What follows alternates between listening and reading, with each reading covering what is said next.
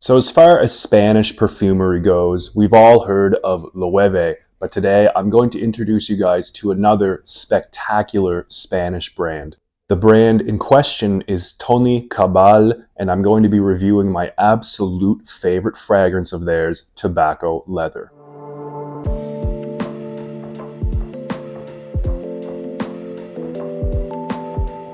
Hey, welcome back to Real Scent Review. This evening, I'm going to be going over Tobacco Leather by Toni Cabal. So right off the bat, I'm going to let you guys know this is quite difficult to find outside of Europe. There is one place in the entire US that I have managed to find this, and I'm going to share that location with you towards the end of this video. But yeah, disclaimer, this is a very difficult fragrance to find, unfortunately, because it is such an amazing piece of art. It's from the Spanish perfumery Toni Cabal, wonderful fragrance house with some amazing offerings, and tonight I'm going over my absolute favorite from the house. So a little bit of a brief background about the house of Toni Cabal. Toni Cabal Pijuan himself is a chemical engineer with over 30 years experience in the industry. He started a company called Fragrance Science. And anyway, Fragrance Science is basically a laboratory that manufactures different scents for various industries, various products. So they create scents for things like detergents, other household products. Their perfume company, known as Toni Cabal, was only founded in 2014 by the same gentleman. So honestly, I'm a little bit hesitant to call this an independent or niche fragrance brand, because first of all, they have like an industrial sized production capacity and they manufacture things other than fragrances. However, I will say that their products are very high quality, they're unique. Also, Toni himself oversees every step of the creative and production process, and so his passion is really expressed in the offerings from this particular house. So this one here is called Tobacco Leather from the Drops collection. They do have another fragrance called Tobacco Leather that's from just the Toni Cabal line, which as far as I know is the line that's only available here in Spain. I could be wrong about that. It's a little bit complicated, but that was the information that I was able to ascertain. So basically the Drops collection is more widely available than just the Toni Cabal collection. So yeah, as far as Spanish perfumery goes, everybody's heard of Loewe, very large designer brand. Y mucho ojo Loewe, porque en el horizonte se va avecinando un poquito de competencia, y aquella se llama Toni Cabal. So anyway, I'm going to get into the presentation here. First of all, I'm going to start off with this bottle. Now, like I said, this is from the Drops collection. The bottles in this collection do look different than the ones from the Toni Cabal line. I know it's a complicated thing. But anyway, as you can see, it's a rectangular cube shaped. This is the 50 mil, by the way. They also come in 100 mil. Very smooth, matte, black, silky, amazingly beautiful finish on each side of this. And on the front here, they have what feels like a leather sticker with the fragrance name and the house name down below. Velvety smooth, just a pleasure to hold this in your hand. The cap comes off and the cap is very light, feels flimsy, but it also has that matte kind of almost rubbery, smooth, velvety finish. It does not click into place very well. There's not a lot of friction. So as always, just avoid picking this up by the cap. Common knowledge. And going into the box design now, we can see here it is kind of like a coffin style box. There's two separate parts. We have the bottom part here where the fragrance lies in its velvety smooth bed. I think it's made of felt. Yeah, it's not padded. It's just kind of felt over cardboard. Anyway, we have this top part here, Drops Toni Cabal on the front, slides smoothly into place to protect our coveted fragrance. And on the back here, we can see all the usual information, the sticker, Toni Cabal, Tobacco Leather, and I'm not sure if you can see, but this is 70% volume. So that's 70% alcohol, which means the remaining 30% consists of essential oils. So this is definitely a parfum concentration and it behaves as such. Oh, beautiful, beautiful, very rich, delicious scent here. Let's get right into the note breakdown. So what I get is bergamot and cardamom in the beginning. And in the mid, I get some peony and opopanax. And in the dry down, I get leather, tobacco, and guaiac wood. So in the opening of this, we are immediately met with a very juicy, fruity bergamot. I don't find it particularly effervescent or rindy. It's just a fruity bergamot, but that does not last. The bergamot note in this lasts maybe like 5 minutes, maybe not even that. So if you're expecting a citrus fragrance, do not judge this by the opening at all, because that bergamot, like I said, disappears very quickly. So the main note in the top is going to be cardamom. So it's a crisp kind of, I don't know, almost cooling, spicy sensation. It's a little bit green. It's a little bit peppery, spicy as well. And it's crisp. It also has a little bit of that kind of soapy touch. Sometimes cardamom can give off a very soapy characteristic. And I do get a little bit of that here in the opening of this fragrance. Now moving on to the mid, I get a little bit of peony, which is a floral note. So this one, it's very light. It's almost rose-like in a way, but I find it to be lighter, more ephemeral. It's got a bit of a soft creaminess to it, and it almost feels like it has like a condensed powder characteristic, like ambrette. To me, ambrette kind of reminds me of just like a condensed powder in the way that it's presented, for example, in Dior Homme Intense.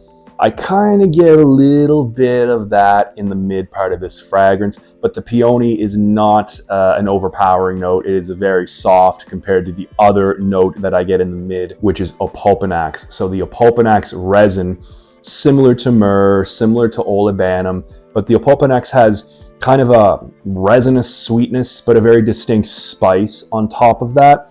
So it's sweet in kind of a balsamic way, not in a vanillic sweetness type of way. And there's definitely an overarching kind of spice to this opopanax in the mid here. The opopanax in this really reminds me of another fragrance, which I'm going to get to shortly. But in the dry down to this, all about leather, tobacco, and guaiac wood. So the leather, very smooth. It's not an animalic type of leather.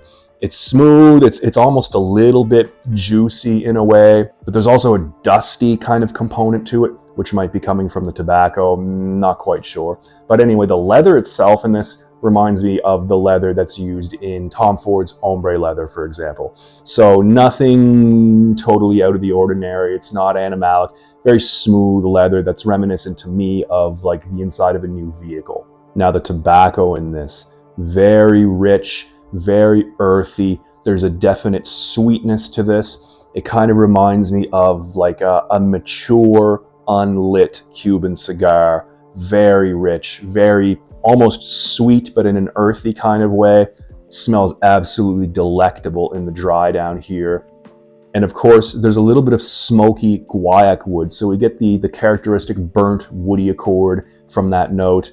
And there's some smoke, some general smoke, and I'm thinking it's coming from that note as well. The smoke does not smell like incense to me. It's more of a burnt wood type of smoke. So anyway, a lot going on in this fragrance, but by far the main notes, the most prominent thing we're gonna get out of this is the opopanax mixed with the leather and tobacco. So if I had to put it into simple terms, it's a very resinous, tobacco-y leather fragrance. This is an absolutely killer fragrance, and I have a feeling it's just a matter of time before this gains more widespread popularity, maybe not just in Europe, but all over the world. Now, unique fragrance, absolutely. It does definitely remind me of two well-known fragrances out there. The first fragrance that this reminds me of is Interlude Man by Amouage. So, you know, Interlude Man would be one of my very favorite fragrances out there if it weren't for that really strong oregano note.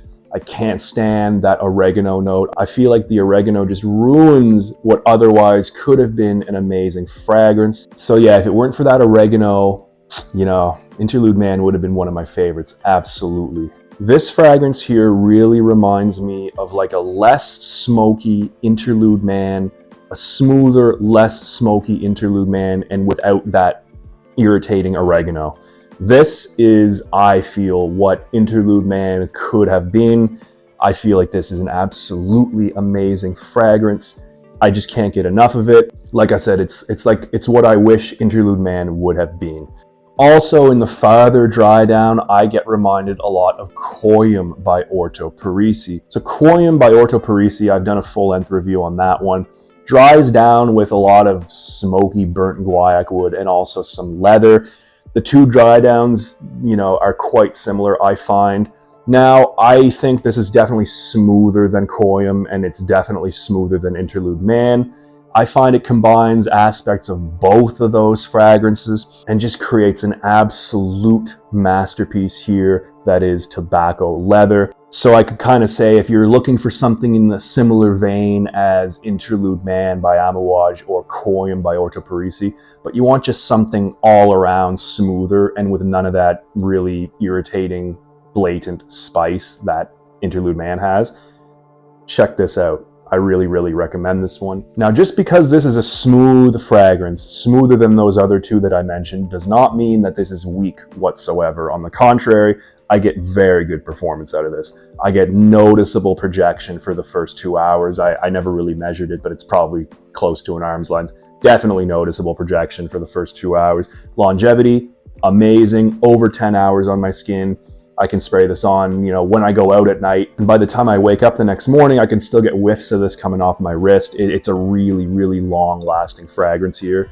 And like I said, with more than respectable projection. So needless to say, I think this would be more of a, special occasion fragrance, probably better suited to kind of cooler temperatures as well. Although, nighttime, year-round, I think it would work absolutely magnificently.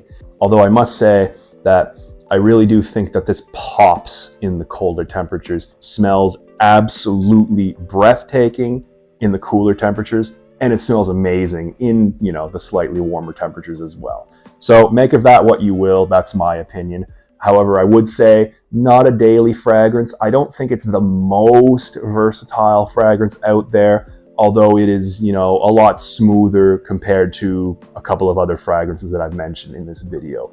All in all, I think this is a masterpiece fragrance. I started this year not having heard of this fragrance brand before, and now I am researching them and I'm really interested in all of their other products. This one, though, being my absolute favorite. So the question of availability. This is a little bit of a difficult theme. I did extensive research on this. So it's really hard to find outside of Europe, unfortunately. That's a big caveat to this otherwise amazing fragrance here. In Europe, not that difficult to find. Perfumeria Laura here in Spain ships all over Europe, and the 100 milliliter version of this bottle costs 175 euros. So they ship all over Europe, like I said. Now within Europe, there are other niche, specialty perfume stores that sell this. I know there's stores all over Spain. There's one in France. There's a couple in Italy, one in Belgium, I think, and there's a couple in Lithuania, of all places. In the United States, New York City to be specific, there's one store that carries it, and it is called Assembly New York. I'm going to leave their website link down below this video so you guys in the United States can check that out. Now, they are currently out of stock. I don't know when or even if they're going to start carrying it again.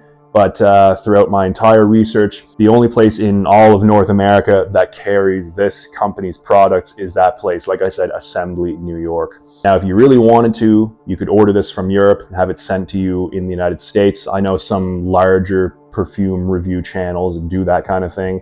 So if any of you guys see this video, I recommend this one to not only the bigger YouTube channels, but absolutely everybody who's into perfumery. Maybe not like a beginner level fragrance, and it's definitely going to appeal to probably people who are more, mature, but, niche aficionados. You're going to want to get your noses on this, absolutely.